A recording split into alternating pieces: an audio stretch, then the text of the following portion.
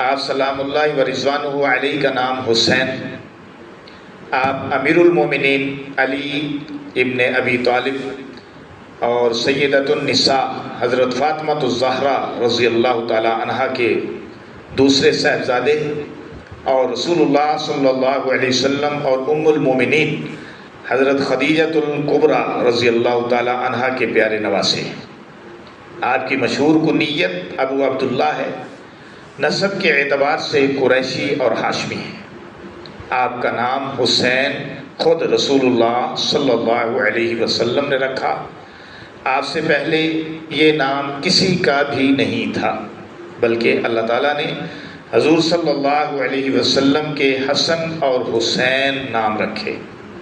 یہ دونوں نام لوگوں سے پہلے مخفی تھے، کسی پر ظاہر نہیں تھے۔ آپ ریحانۃ النبی